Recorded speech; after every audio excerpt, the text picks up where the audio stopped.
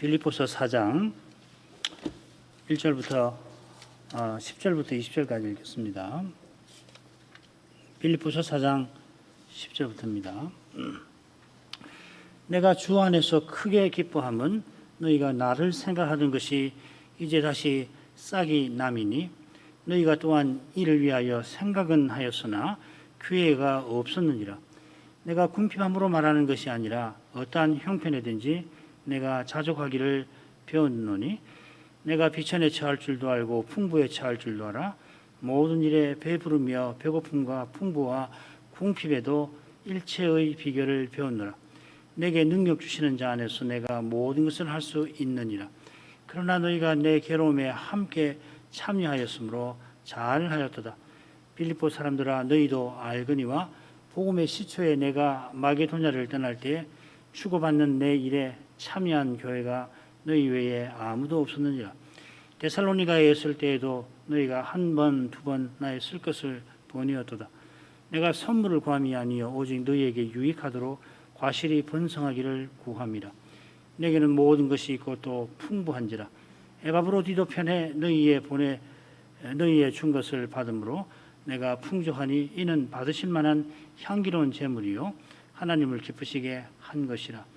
나의 하나님이 그리스도 예수 안에서 영광 가운데 그 풍성한 대로 너희 모든 쓸 것을 채우시리라.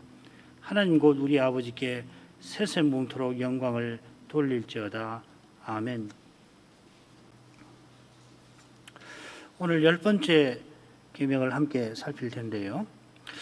이 10번째 계명의 정신도 다른 계명들과 마찬가지로 그리스도로 사는 데 있겠습니다.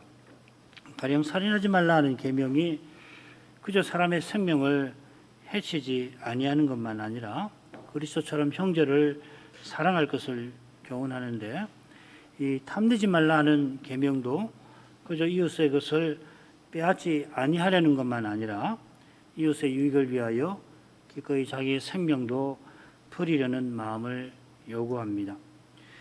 이 정신을 놓치면 얼마나 위험한지 바리새인 사울에게서 잘 드러납니다. 사울이 그리스도를 대적하던 때에 누구보다 율법과 계명에 정통하였고 또 율법을 계명을 철저히 지키고자 하였습니다마는 탐내지 말라 하는 이 계명으로 말미암아 온갖 탐심이 오히려 그의 속에 일어났습니다. 바울이 죄를 섬겼기 때문에 남보다 계명을 잘하는 만큼, 잘한다고 자랑한 만큼 그리스도의 교회를 허물려는 그런 욕심에 사로잡혔던 것입니다. 그가 스데반을 죽이는 데 동참하고 외국 성까지 가서 교회를 핍박할 때 이것이 하나님을 섬기는 예라 자부하였습니다만 실은 죄를 섬긴 거죠. 이런 데서 그리스도로 행하지 아니하는 것이 언약 백성에게 얼마나 두려운 일인지를 알게 됩니다. 오직 그리스도께서 죄에 대하여 죽고 하나님을 향하여 사시는 까닭에 지금 우리가 하나님을 이처럼 가까이 합니다. 하나님을 가까이 하는 교회와 신자만이 10번째 계명을 이룰 것입니다. 탐심이 곧 우상 숭배니 하나님을 전부로 삼는 사람이 이 탐심을, 우상 숭배를 이기는 것입니다. 이처럼 복된 삶을 살게 하신 삼위 하나님께 우리의 믿음을 고백하십시다. 79문 제10계명이 무엇입니까? 제10계명은 내 이웃의 집을 탐내지 말지니라. 내 이웃의 아내나 그의 남종이나 그의 여종이나 그의 소나 그의 낙이나 무릇 내 이웃의 소유를 탐내지 말지니라 하신 것입니다. 80문 제10계명이 명하는 것은 무엇입니까? 제10계명이 명하는 것은 자기 자신의 처지에 온전히 만족하며 우리 이웃과 그의 모든 소유에 대하여 정당하고 잘되기 바라는 심정을 가지라는 것입니다. 81문 제10계명이 금하는 것은 무엇입니까? 제10계명이 금하는 것은 처지를 조금이라도 불만스러워하고 이웃의 잘됨을 시기하고 원통하게 여기고 이웃의 것에 대하여 조금이라도 부당한 마음과 욕심을 품는 것입니다. 세 문답인데 주제를 간단히 생각해 보죠. 첫째로 제10계명의 이 정신은 그리스도 안에서 하나님을 전부로 모시는 것입니다. 둘째로 제10계명이 명하는 것은 자신의 처지에 만족하고 이웃의 유익을 구하는 것입니다. 셋째로 제10계명이 금하는 것은 자신의 처지에 불만스러워하고 이웃의 것에 욕심을 품는 것입니다. 첫 번째 주제입니다. 제10계명에서 금하는 탐심이 얼마나 두려운 것인지를 야고보 선생이 서신 처음에 이렇게 밝힙니다. 야고보서 1장 14절 15절 오직 각 사람이 시험 받는 것은 자기 욕심에 끌려 미혹됨이니 욕심이 잉태한즉 죄를 낳고 죄가 잉태한즉 죄가 장성한즉 사망을 낳느니라. 야고보 선생은 욕심 곧 이 탐심, 구약의 탐되지 말라는 말의 이 헬라어인데 이 탐심을 이기지 못하면 결국은 영원한 사망에 떨어진다고 교훈합니다. 이것은 바울 사도가 로마서 6장 끝에서 죄의 삭선 사망이라 교훈한 것과 같습니다. 사람이 평생 죄를 섬겨서 받는 그 대가가 사망이라 하였습니다. 사람이 죄를 섬겨서 이 세상 살면서 불법을 행하는데 이것이 이미 죽음이긴 합니다마는 장차는 영원한 죽음이 그를 기다린다는 겁니다. 그처럼 욕심에 끌려 미혹되는 사람은 죄를 짓고 살다가 장차 영원한 사망에 이릅니다. 지금 야고보 선생이 이 욕심을 언급하는 것은 이 시험의 이 현실과 붙어 있습니다. 실은 이 욕심의 문제를 그 자체를 다루려고 하는 게 아니라 야고보서는 지금 시험의 문제를 다룹니다. 이 고난의 문제를 다루는 겁니다. 1장 12절부터 15절에 이 시험의 문제를 다루고 그처럼 서신 끝에 이 고난의 문제를 다룰 겁니다. 좀 더 정확하게는 시험을 만날 때에 인내하는 문제를 다루고 있습니다. 시험을 만날 때에 인내하는 사람이 있는가 하면 이 참된 믿음을 가진 사람이죠. 반대로 욕심에 끌려 미혹되어서 시험 받는 사람이 있습니다. 방금 읽은 사람이죠. 시험 받는 것은 악한 욕심 때문, 탐심 때문이고 이 시험 받는 사람들 때문에 시험을 만날 때에 인내하라고 사도가 가르치는 것입니다. 야고보서에서 이것을 바르게 하는 것이 참 중요합니다. 한글 개역에는 똑같이 시험이라고 번역이 되어 있지만은 욕심에 미혹되는 경우는 항상 동사를 써요. 시험 받는다. 또 하나님은 시험하시지 않는다. 시험 받지도 아니하신다. 이렇게 나쁜 의미에서 시험이죠. 이처럼 욕심에 미혹된 사람 때문에 시련을 겪는 경우는 늘 명사로 두 번인데 2절과 12절에 시험이라 그렇게 명사로 되어 있습니다. 이걸 잘 포착해서 읽어야 해요. 그러면은 이 욕심에 미혹되어서 시험 받는 사람들은 누군가 하면은 의심하는 자들이라고 6절에 1장 6절에 또 8절에 두 마음 품는 자들이라고 되어 있죠. 이들은 누구냐면 욕심내며 서로 다투는 선생들입니다.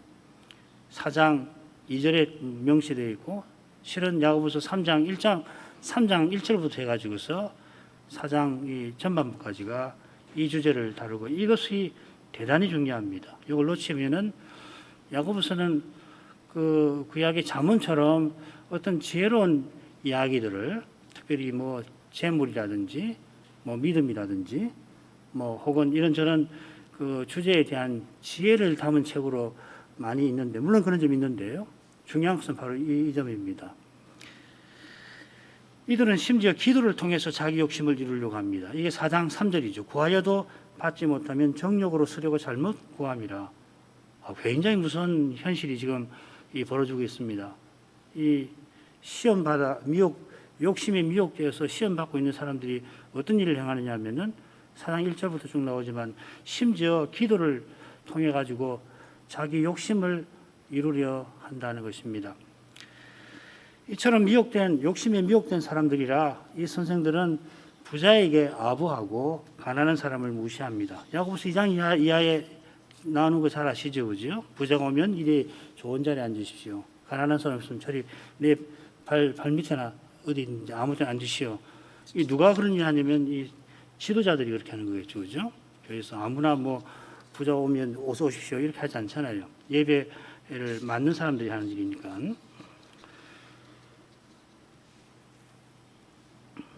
그처럼 그들은 강설에서 믿음을 말하지만은 삶에서 드러난 그들의 믿음은 산 믿음 아니라 죽은 믿음입니다.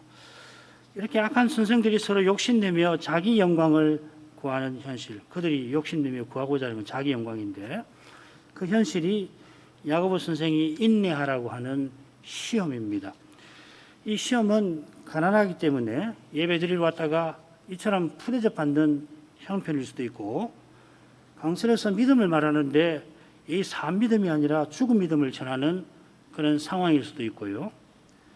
하늘로부터 오는 지혜가 아니면은 도무지 벗어나기 힘든 이 교회의 혹은 삶의 현실일 수 있습니다.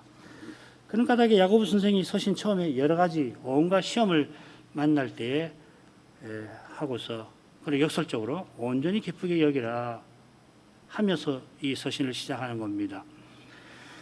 야고보 선생은 믿음의 길에서 만나는 온갖 시험의 때에 온전히 기쁘게 여기라 하고서 이 서신을 여는데, 서신 끝에 가면은 구약 선지자와 요업의 모범, 곧 고난 중에서 인내한 것을 구원합니다. 들면서 이처럼 인내하라, 고난 중에 인내하라 합니다. 시험을 만날 때 기쁘게 여기라 권하는 것은 시험을 만날 때 인내하는 사람이 복 있는 사람이라 그러합니다.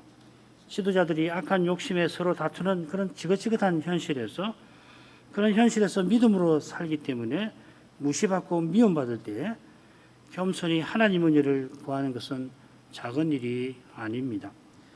고난 중에 인내하면서 심지어 욕심에 미혹되어 진리를 떠난 사람을 돌아서게 하려는 그러한 일은 실로 위대한 일입니다. 이게 야고보서 마지막에 나오는 것이죠, 그죠? 이 미혹되어서 진리를 떠난 자를 돌아서게 하라. 거룩한 사랑으로 돌이키게 하라 이 말이죠, 그죠? 마찬가지로 1장 15절까지 간단하게 16절에 보면은 속지 말라 해서 이 미혹의 문제가 또 나올 겁니다. 야고보 선생이 욕심에 끌려 되어서 죄짓고 영원한 죽음을 향하는 사람을 아까 14절인가요? 14절, 15절에 언급했는데 그 바로 직전에 시험을 참는 사람을 영원한 생명을 향하는 사람이라 소개합니다. 12절 읽겠습니다. 시험을 참는 자는 복이 있도다. 이것에 옳다 인정하심을 받은 후에 주께서 자기를 사랑한 자들에게 약속하신 생명의 멸류관을 얻을 것임이니라.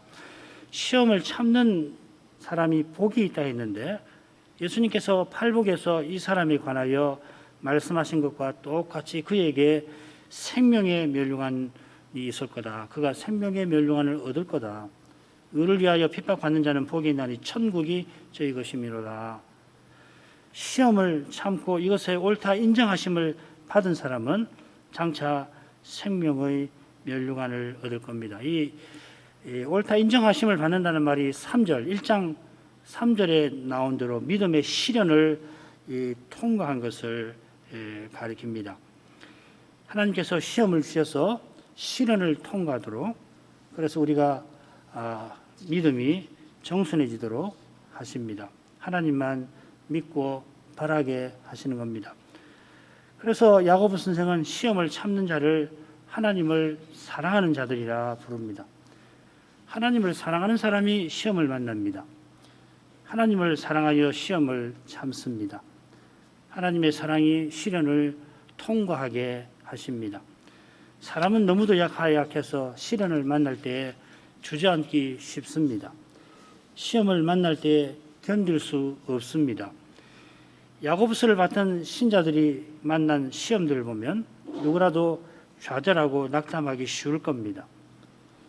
사실 이 죄와 죽음의 현실을 대면하는 것만큼 힘든 게 없습니다. 죄도 모르고 따라서 죽음이 모르면은 뭐 그런가 보다, 뭐 늘 그렇지, 악에 너무 익어가지고서 죄에 둔감해가지고 사람 사는 것이 뭐 다 그렇지 그렇게 하면은 뭐 모르겠습니다만은 하나님 나라를 생각하고 그러면은 그 참 죄가 있고 그 다음에 죄로 말미암은 악, 특별히 죽음을 볼 때는 너무도 괴롭거든요.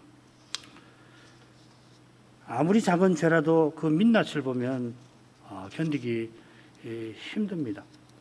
오직 하나님의 사랑이 우리를 붙드는 겁니다. 사실 그 사랑이 우리들의 시험을 만나게 하시는 거예요.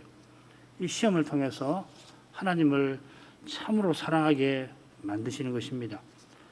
하나님을 참으로 사랑하는 사람만이 탐심을 이깁니다. 주께서 하나님과 재물을 겸하여 섬길 수 없다 하실 때 이를 미워하며 저를 사랑함이라. 둘 다 사랑할 수 없는 거다. 재물을 사랑하고 하나님을 사랑하는 법은 없다. 하나님을 사랑하지 않으면은 재물을 미워하지 못하는 겁니다. 재물을 사랑하면 하나님 대신 이 돈이라고 하는 우상을 섬기는 것입니다. 하나님을 사랑하는 사람은 하나님을 전부로 모시는 사람이지요. 하나님 사랑을 자기 목숨보다 귀하게 여깁니다. 하나님의 인자가 나의 생명보다 낫습니다. 지극히 작은 일이라도 하나님의 뜻을 거슬러 행하기보다 오히려 모든 피조물을 포기합니다. 이게 하나님을 전부로 삼는 그런 마음이죠. 이게 참된 믿음입니다. 이거 없이는 믿음의 길에서 진보란 없습니다. 이게 없이 참된 믿음이라고 말하기가 힘듭니다. 두 번째 주제입니다.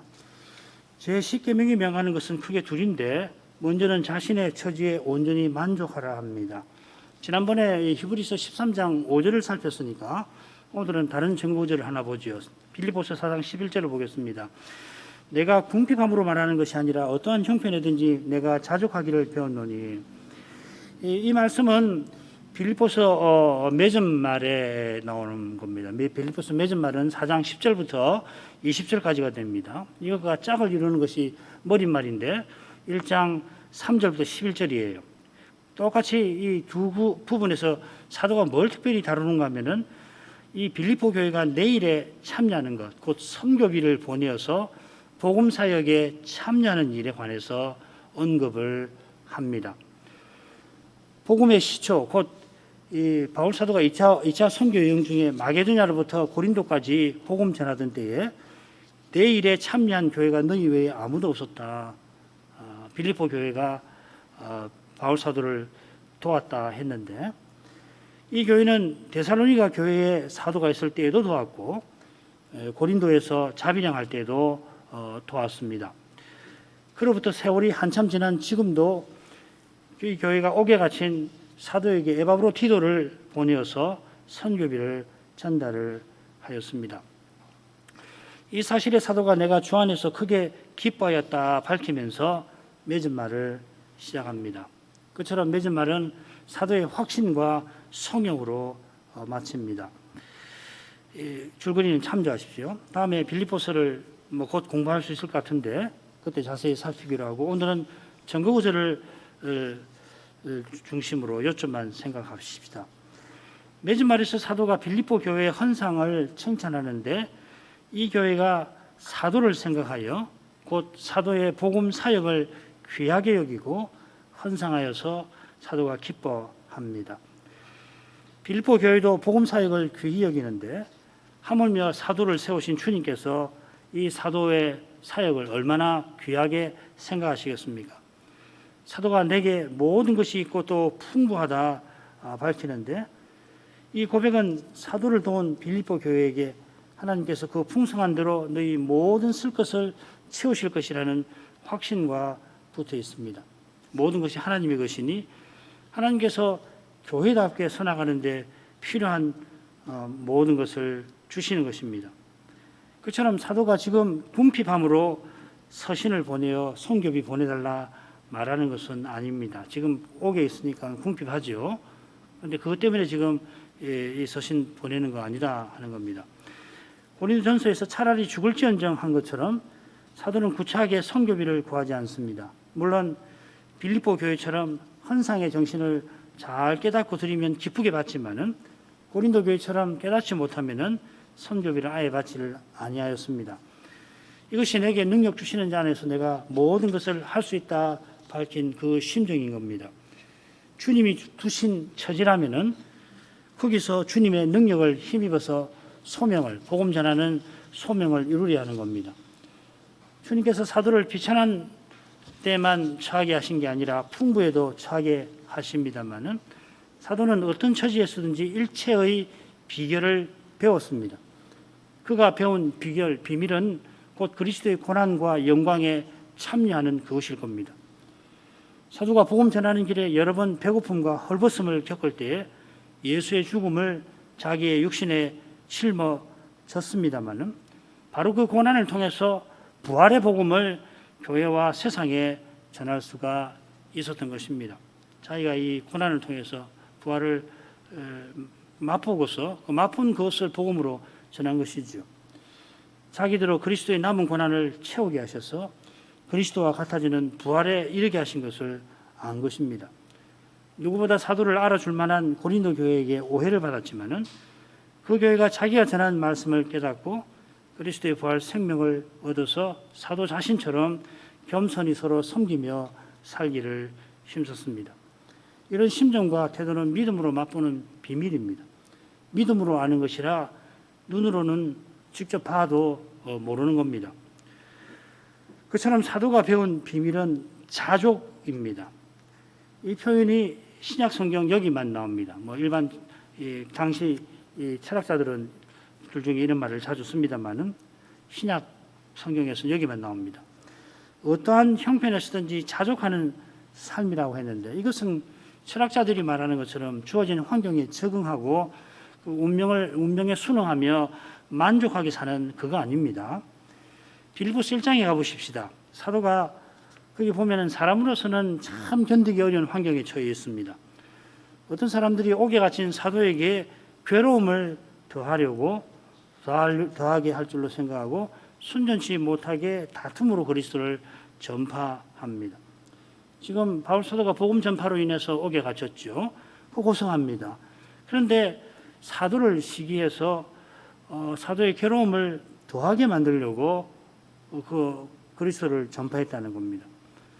이 웨스민스터 신앙교 고백서에 보면은 이 선생들, 이 바울을 괴롭게 하려고 복음 전한 선생들을 뭐라고 하냐면은 거듭나지 못한 사람이라 규정을 합니다.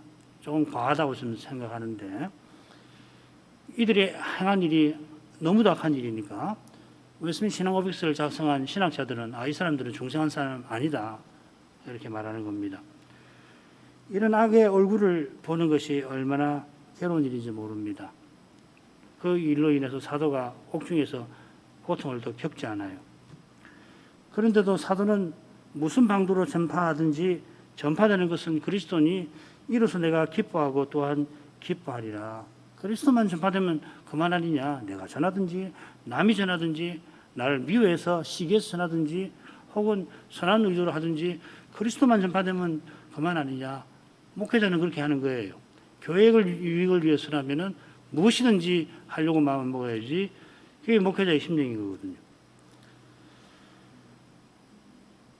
이 만족은 내게 사는 것이 그리스도시다. 떠나서 그리스도와 함께 있는 이것이 더 좋다 하는 고백과 붙어 있습니다. 그리스도를 전부로 삼는 심정에서 사도가 말하는 자족이라는 것이 나옵니다. 그리스도를 전부로 삼는 사람만이 그리스도의 모든 것을 기꺼이 버릴 수가 있게 되는 겁니다. 빌립보서 3장 7절부터 9절에서 그걸 이야기하잖아요. 내 그리스도를 얻기 위해서 모든 것을 심지어 온 세상도 해로 여긴다 그렇게 이야기했단 말이죠. 그리스도를 위하노라 말하며 손에 뭘 쥐고 있지만은 실은 그게 그리스도 아닌 경우가 참 많을 것입니다. 정말 그리스도를 말하지만 정말 그리스도를 쥐고 있느냐, 붙들려고 하느냐, 아니면 다른 걸 쥐려고 하느냐 항상 묻고 하나님 앞에 정직해야 할 것입니다. 이것을 넘어서지 않으면은 그리스도가 전부이시고 그 전반에 있는 그런 세계 어림없습니다. 될 수가 있겠습니까?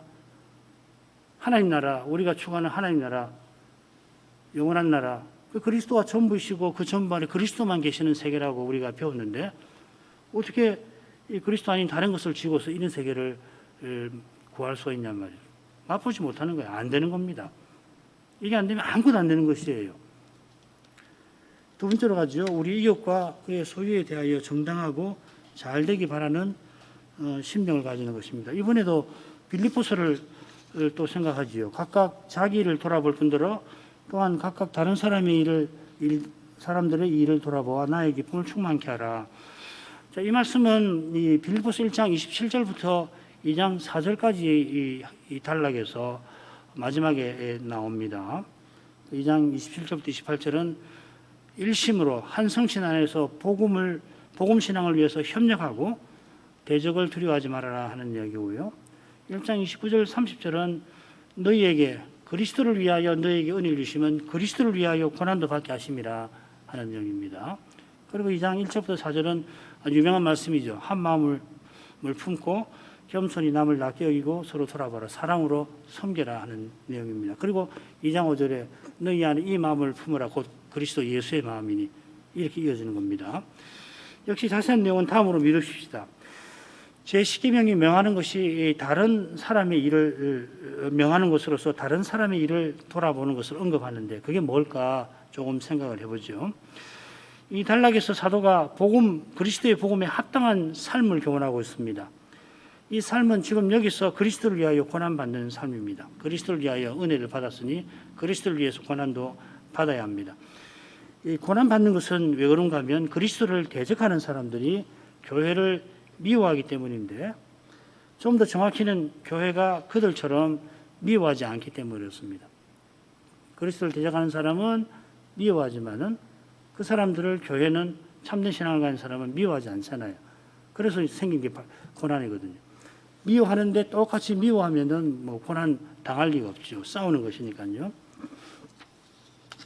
오히려 교회는 마음을 같이하여 같은 사랑을 가지고 겸손히 남을 자기보다 낮게 여깁니다.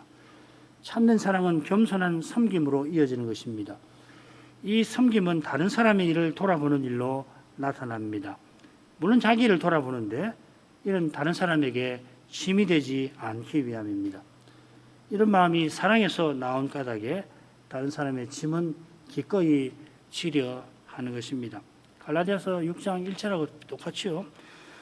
6장 1절 이하 이런 마음이 사도가 이어 품으라고 권하는 그리스도 예수의 마음일 겁니다. 그리스도께서 하나님으로서 가지신 권세를 십자가 지시는 데에 기꺼이 쓰였습니다. 우리의 참된 유익을 위해서, 구원을 위해서 우리가 져야 할 무거운 짐을 십자가에서 주님이 친히 감당하셨습니다. 이런 사랑을 깨닫는 교회와 신자가 주님께서 주신 십자가를 지고 주님을 쫓아가는 것입니다. 우리에게 주신 소명은 십자가 지신 주님을 드러내는 것입니다. 거기서만 탐심이 물러갈 것입니다. 세 번 주제로 갑니다. 전구구절을 통해서 계명이 금하는 것이 무엇인지를 보겠는데 첫째로 자기 자신의 처지를 조금이라도 불만스러워하지 않아야 합니다. 그런 자기 처지에 대해 조금이라도 불만을 품지 말라 한 데서 조금이라도 품지 말라. 이 계명의 정신을 받드는 그 길이 사람의 능력을 벗어난다. 어떻게 사람이 조금도 불만스러워하지 않을 수 있나? 그 사람으로 못하는 거다. 그 말이죠. 이번에도 야고보서를 인용하는데 왜 이 말씀이 이 전구구절로 들어왔는지를 한번 생각하시면서 들어보십시오. 야고보서 3장 14절부터 16절이 이 전구구절로 들어가 있습니다. 그러나 너희 마음속에 독한 시기와 다툼이 있으면 자랑하지 말라. 진리를 거슬러 거짓하지 말라. 이러한 지혜는 위로부터 내려온 것이 아니요 세상적이요 정욕적이요 마귀적이니 시기와 다툼이 있는 곳에는 요란과 모든 악한 일이 있음이니라. 도대체 이 말씀이 왜 금하는 제10계명이 금하는 특별히 두 번째로 금하는 것의 증거구절인가 하는 겁니다. 야고보 선생이 이 서신 처음에 시험 만날 때 인내하라고 교훈하면서 뭐라고 그러냐면 지혜가 부족하거든 하나님께 구하라 권하는데 이 서신 중앙에 이르러서 이 대목에 이르러서 하나님께 구할 위로부터 내려오는 지혜와 위로부터 내려오지 아니하는 지혜를 대조를 하고 있습니다. 13절부터 18절까지가 그 줄거리인데 참조하십시오. 위로부터 내려오지 아니하는 것도 야고보 선생이 지혜라고 말합니다. 그건 아마도 시기함에 다투는 선생들이 내가 지혜를 가졌다 자랑하며 내세우는 사실을 암시하는 것 같습니다. 지혜가 아닌데 세상적인 거, 정욕적인 건데 이게 지혜라고 주장하고 자랑하니까 좋다고 지혜라고 하자. 그러나 위로부터 내려오는 지혜는 아니다. 그 말이죠. 그래서 이 단락 처음에 13절 보면 사도가 뭐라고 시작하냐면 너희 중에 지혜와 총명이 있는 자가 누구냐 하고 묻습니다. 정말 지혜가 있는 사람이 누구냐? 지혜 내놓아라. 이 말이죠. 지금 야고보서를 받는 교회들에서 어떤 선생들이 시기심을 품고 심지어 다른 동료를 저주하고 그러니까 일부 교인들은 미혹하여서 진리에서 떠나고 있는 중입니다. 이런 심각한 문제에 바른 해답을 야고보 선생이 전하는 중이지요. 무엇보다 참된 선생은 위로부터 내려오는 지혜를 구하는 사람입니다. 야고보 선생이 그런 지혜를 구하면서 이 서신을 썼고 자기처럼 이런 고난의 현실에서 참는 자들에게도 위로부터 내려오는 지혜를 구하라고 권하는 것입니다. 그러나 시기심이 있어 다투는 이들은 세상적이고 정욕적이고 마귀적인 것을 지혜라고 자랑하고 있습니다. 이들이 교회 선생인데 세상적인 지혜를 자랑하는 것은 바로 정욕 때문입니다. 정욕에 속한 사람, 여기 이 정욕적이라고 하는 말이 뭐냐면 고린도전서 3장에서 육에 속한이라는 말하고 똑같은 말입니다. 거듭나지 아니한 사람, 육에 속한 사람이고 성신 받은 고린도 지도자들이 어린아이처럼 행하니까 육신에 속한 사람이라고 했죠, 그죠? 그건 사르키코스란 말이고 여기는 프시히코스고 여기서는 여성형이니까 프시케라고 쓰였는데 이 육에 속한 사람은 정욕의 종으로 사는 사람입니다. 그처럼 정욕적 지혜를 구하는 사람도 마찬가지입니다. 앞서도 말씀드린 것처럼 야고보서 4장에 가면은 그들은 정욕에 이끌려 서로 싸웁니다. 4장 1절에 보면은 그 말이 나오죠, 그죠? 싸우는 정욕이라는 말도 나옵니다. 욕심을 내어 자기 영광을 얻고자 이 수단 방법을 가리지 않습니다. 거기 보면 살인하며라는 말도 나옵니다. 욕심, 자기 영광을 얻기 위해서 살인한다. 사람을 직접 죽였다고 생각되진 않아요. 그야말로 이 다른 시기한 사람의 인격을 말살하는 그런 태도를 가리킬 겁니다. 아까 말씀드린 심지어 이 사람들은 기도를 이용합니다. 구하여도 받지 못하면 정욕으로 쓰려고 잘못 구함이라. 교회에서 기도하는데 자기 영광을 얻을 목적으로 기도한단 말이에요. 교회 선생으로 세움받아 하늘로부터 내려오는 지혜를 받아 전하고 전한 말씀을 듣자 하나님의 이름을 공적으로 부르는 거, 목회기도 하는 거 얼마나 영광스러운 일인지 모릅니다. 목회기도를 준비하기 위해서 일주일 내내 생각하고 전할 말씀을 구하는 것처럼 드릴 말씀을 구해야 할 만큼 중요한 것이거든요. 그만큼 영광스러우니까요. 그들은 사람의 영광을 얻고자 이 영광스러운 일을 욕되게 만든 것입니다. 사도처럼 누구보다 자신의 처지에 만족해야 되는데 교회 선생으로 세움받았으면 얼마나 감사한 일이에요. 세상처럼 사람처럼 불만스러워한 것입니다. 왜 불만스러우냐? 자기 영광을 얻지 못하니까. 귀신이 가장 못마땅한 것이 하늘로부터는 지혜를 사람들에게 전하는 그것일 겁니다. 이 지혜를 깨닫는 사람은 귀신의 왕도 손대지 못하는 것입니다. 제 십계명이 금하는 두 번째 교훈은 골로새서 3장 5절에서 간단히 보십시다.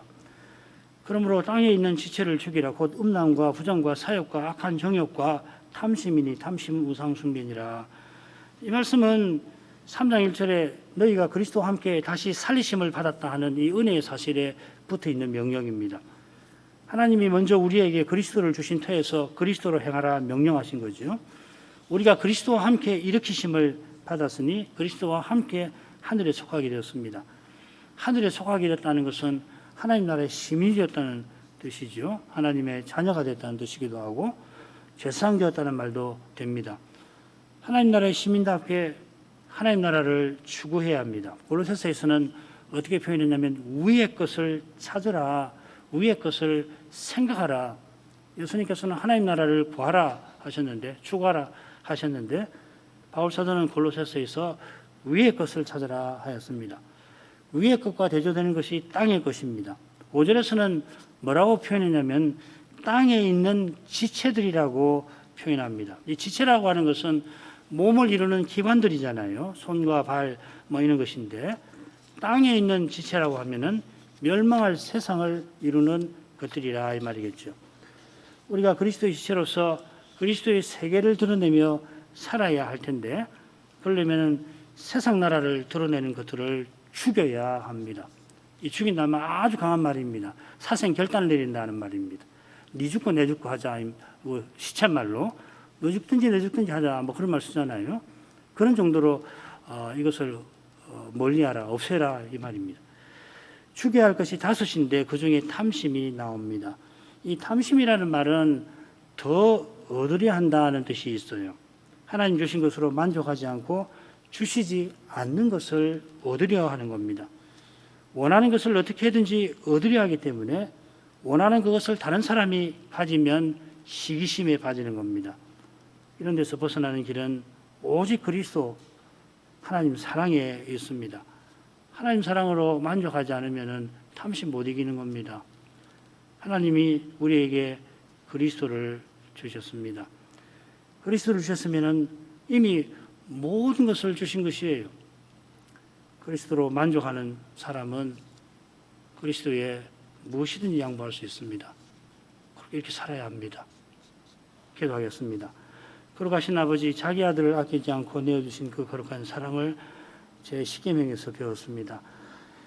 인생이 탐심에서 벗어나는 길이 그리스도를 주신 아버지의 사랑에 있는 줄 압니다. 그리스도를 주셨으면 이미 모든 것을 우리에게 주셨습니다. 과연 그리스도의 마음을 품고 사는 거기서 이 하나님 나라가 이미 드러납니다. 그리스도처럼 다른 이의 참된 유익을 위해서 기꺼이 섬기는 그런 삶을 살게 하옵소서. 그런 삶을 살아가는 길이 이 길에 고난이 따르지만은 하나님의 거룩한 사랑이 이 고난을 통해서 드러납니다. 나타납니다. 그리스도를 본받는 길이 고난이지만은 그리스도의 사랑으로 서로 섬기는 거기서 장래의 영광이 이미 비칩니다. 이 영광빛이 이 주님의 교회에 늘 비치어서 탐심 가득한 이 세상을 이기며 살게 하옵소서. 예수님 이름으로 기도합니다. 아멘.